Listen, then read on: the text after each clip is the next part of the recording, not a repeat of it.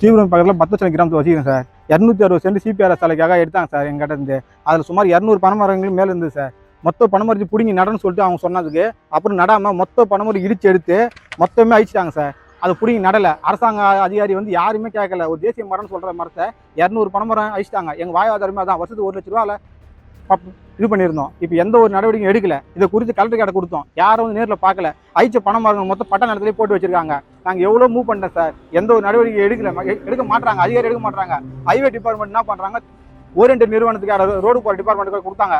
Oriental நிறுவனம் எது பண்ணாலும் அவங்க தான் சப்போர்ட் பண்ணுறாங்க. கண்டி மக்களுக்கு எந்த ஒரு சப்போர்ட்டும் பண்ண மாட்டாங்க. அதிகாரி வந்து ஓரியன்டல் நிறுவனத்துக்கு மட்டும்தான் அவங்களுடைய இது வாதத்தை முன்வைக்கிறாங்க. அது மட்டும் இல்லாமல் இவங்க ஹைவே டிபார்ட்மெண்ட்டுக்கு கொடுத்த மனுவும் அவங்க எடுத்து வச்சுக்கின்னு 1 வருஷமாக வந்து நேரில் வந்து பார்த்து சந்திச்சு பேசலை.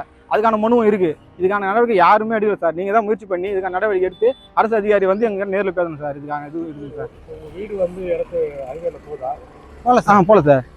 இப்போ ஹைவேல அவங்க எடுத்த இடத்த மாற்றி எடுத்துட்டாங்க சார். அதுக்கான எவிடன்ஸும் இருக்குது சார். அவங்களே ஒத்துனாங்க சார்.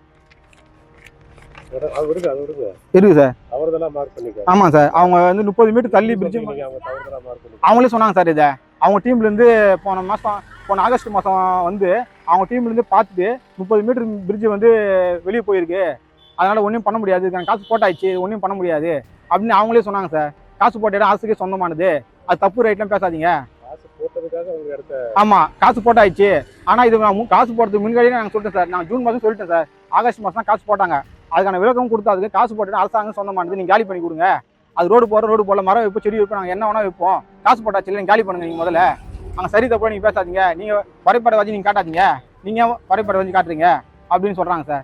எல்லா அதிகாரியும் வந்து அவங்க சைடு இருக்கிற நியாயத்தை சார் பேசுகிறாங்க. ஒரு அதிகாரி தப்பு பண்ணது தப்பு ஒத்துக்காமல் மற்ற அதிகாரி அவங்க சப்போர்ட் பண்ணி தான் சார் பேசுகிறாங்க. இதுக்கு எல்லாரும் நேரில் வராங்க, வந்து எந்த ஒரு பதிலும் வழக்கு எடுக்கல இது வரைக்கும்.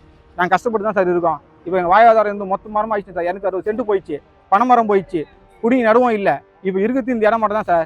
அந்த இடம் ரோட்டில் அடிப்படல, ஆனால் அது காசு போட்டு காலி பண்ணுன்னு சொல்கிறாங்க சார். கேட்டால் மரம் செடி வைப்போம், அது எடுத்துட்டோம், ஃபியூச்சரில் எங்களுக்கு ஏதாச்சும் தேவைப்படும் சொல்கிறாங்க சார். இது நடவடிக்கை எடுத்துப்பாங்க சார். என் பேர் மோகன் பாபு சார். தினக்கூலி வேலை செய்கிறவங்க நாங்கள் எல்லாம். தினசரி தினக்கூலிக்கு போனால் தான் வேலை. நாங்கள் எப்படி முன்னோர்கள் கஷ்டப்பட்டு சேர்த்து வச்சிருந்த ஒரு சொத்து இது.